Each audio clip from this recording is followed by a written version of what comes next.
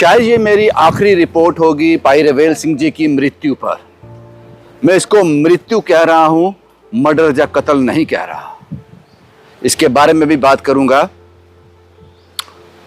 कल मैंने एक प्रेस कॉन्फ्रेंस सुनी डीजीपीसी की। डीजीपीसी का एक दड़ा इससे पहले लेटर निकालकर सब चीजें साफ कर चुका था। उसके बाद डीजीपीसी की ये प्रेस कॉन्फ्रेंस हमने कल सुनी और उसके चंद मिनटों कुछ घंटों के बाद परिवार ने फिर प्रेस कॉन्फ्रेंस की। भाई रवेल सिंह जी की मृत्यु।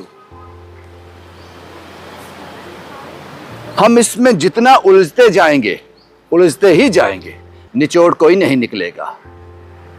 और एक चीज और, झगड़े को छुपाया जा सकता है, लड़ाई को छुपाया जा सकता है। किसी को चोट लग गई, बुरी तरह से इंजर्ड हो गया, उसको छुपाया जा सकता है। यह कहा जा सकता है कि घर की लड़ाई है, इसको घर में ही रखेंगे, बाहर नहीं आनी चाहिए। लेकिन उस झगड़े का जो रिजल्ट हो, किसी की मौत हो, उसको छुपाया कतई नहीं जा सकता। उसको कतई ये नहीं कहा जा सकता कि ये हमारा आपसी मामला है, इससे बाहर जाएगा तो हमारी इंसल्ट होगी।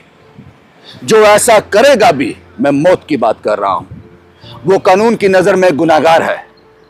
तो इसलिए भाई रवेल सिंह जी की मौत को यह कहना कि इससे बदनामी होगी, चाहे वो किसी भी रिलीजियस प्लेस से जुड़ा हो, चाहे वो कोई भी मैटर हो, कोई भी स्थान हो, किसी की मौत पर पर्दा डालना, यह कहकर यह कानून की नजर में भी अपराध है और इंसानियत के नजर में भी। इसलिए भाई रवेल सिंह जी की मौत को छाया करना ही करना था। अगर ये झगड़े तक सीमित होती, अगर ये इंजरी तक सीमित होती, अगर ये घायल तक सीमित होती तो बात समझ आती थी। दूसरा, मैंने शुरुआती दौर में कहा कि ये मर्डर या कत्ल नहीं हो सकता, क्योंकि दो लोगों के आपस में बीच में झगड़ा हुआ और उस झगड़े को अनइंटेंशनली एक की मृत्यु हो गई। जो दूसरा शख्स है उसकी हिस्ट्री क्रिमिनल नहीं है, उनकी मंशा भी ये नहीं रही होगी, कतई नहीं रही होगी। ये हम सब जानते हैं और आप भी जानते हो। इसलिए इसको कहा जा सकता है कि दो लोगों का झगड़ा हुआ और उसमें एक की मृत्यु हो गई, लेकिन मकसद मृत्यु करना नहीं था, मकसद मौत नहीं थी। इसमें कानून में भी प्रावधान है, उस सब सिचुएशन को कानून भी देखेगा और उसी तरह से कानून बने हुए हैं। लेकिन अब जो मैं आपके साथ साझा करने जा रहा हूं, शायद जहां तक मेरी जानकारी है कोई और लोग भी सामने आ रहे हैं प्रेस कॉन्फ्रेंस करने के लिए इसी को लेकर। परिवार फिर सामने आएगा, डीजीपीसी फिर सामने आएगी और हम लोगों का दौर ये चलता रहेगा। इसका रिजल्ट क्या है? इसका रिजल्ट यह है कि शुरुआती दौर में आपने यह करना चाहिए था, खासकर डीजीपीसी को। डीजीपीसी तो आपस में ही बिखर गई। उनको यह करना चाहिए था, जो भी वहां हुआ था परिवार के सामने बिल्कुल साफ कह देना चाहिए था कि आपके पिता के साथ यह हुआ है। लेकिन बच्चियों, आप घबराओ मत, डीजीपीसी सिख संगत आपके साथ खड़ी है। हम आपके साथ बेइंसाफी नहीं होने देंगे। और उनकी क्रिमेशन के बाद तुरंत आपको परिवार को कॉन्फिडेंस में लेना था। डीजीपीसी अपने आप को पहले समेटती, उसके बाद एक मीटिंग होती जिसमें कोई कैमरा नहीं होता। उसमें उन लोगों से कहा जाता कि ऐसा कोई नहीं चाहता था कि ऐसा हो। शायद वो दूसरा जिसके साथ झगड़ा हुआ है वो भी ऐसा नहीं चाहते थे, लेकिन ये अनइंटेंशनली हो गया है। इसको हम रिवर्स नहीं कर सकते, आपके पिता को वापस नहीं ला सकते।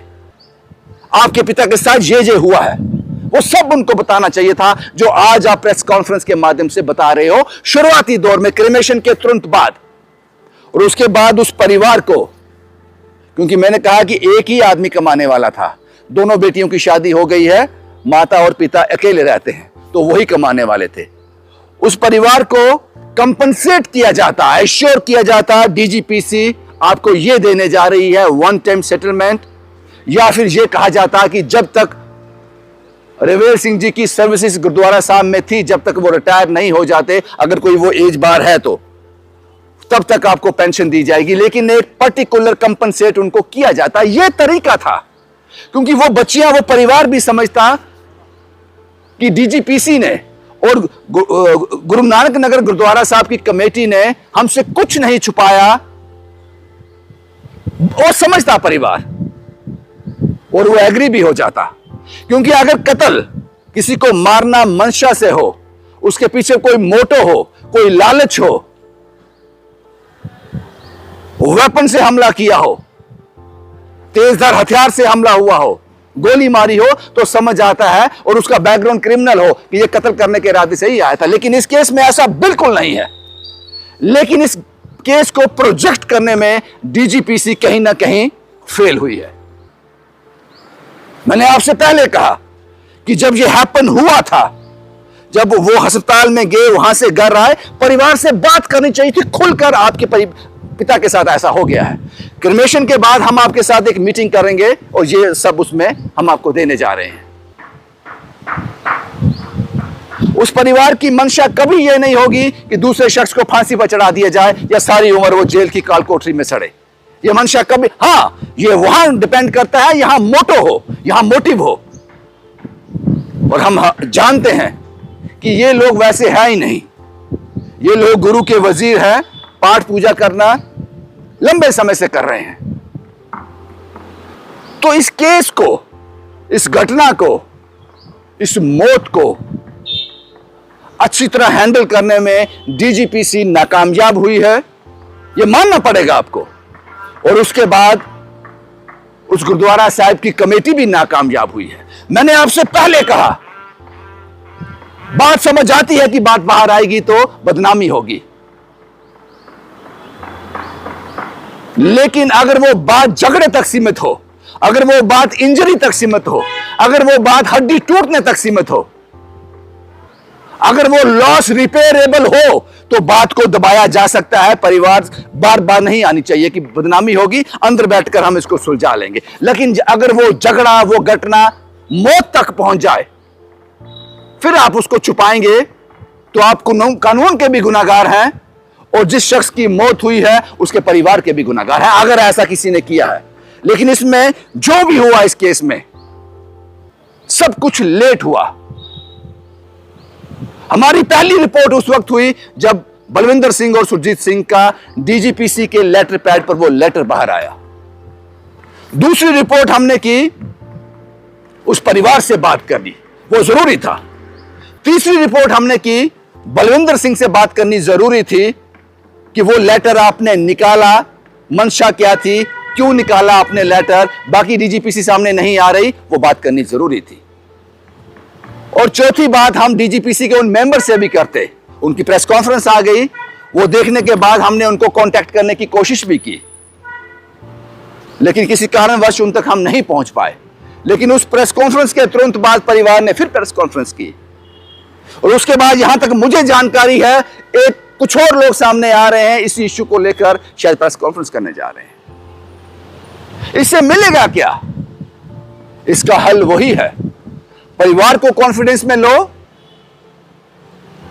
देर से कर रहे हो लेकिन करना चाहिए। परिवार को कॉन्फिडेंस में लो, उनसे एक जगह बैठकर सिख संगत, डीजीपीसी, गुरु नानक नगर गुरुद्वारा साहब की कमेटी बात करे, उनको कंपनसेट करे, उनको यकीन दिलाए कि यह एक हादसा था जिसकी हम निंदा करते हैं, हमारे हाथ में नहीं था, यह आपका लॉस रिपेयरेबल नहीं है, हम आपको कंपनसेट कर रहे हैं।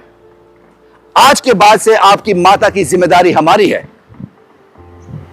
परिवार समझेगा। हैंडल करने में कहीं ना कहीं दिक्कत हुई है, यह इसका सलूशन है, यह इसका सलूशन है। और मुझे लगा था यह सलूशन आप कर लोगे बहुत जल्दी, लेकिन जिस तरह से लगातार प्रेस कॉन्फ्रेंस पे प्रेस कॉन्फ्रेंस हो रही है, तो क्या लगता है आपको, जिस बात को आप शुरुआती दौर में यह कहकर छुपाना चाहते थे कि गुरु घर का मसला है, बाहर ना जाए, अब वो कहां तक जा रहा है? इसलिए मैं बहुत छोटा हूं आपसे, समझ में भी और उम्र में भी, लेकिन मुझे ऐसा लगता है कि यह होना चाहिए।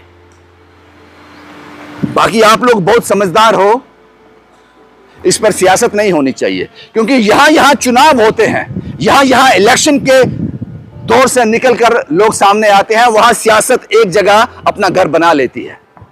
इस पर सियासत नहीं होनी चाहिए, इसलिए सलूशन यही है, बाकी मर्जी आप लोगों की है। शुभम कुमार के साथ Ravindra Singh, the state sentinel के लिए।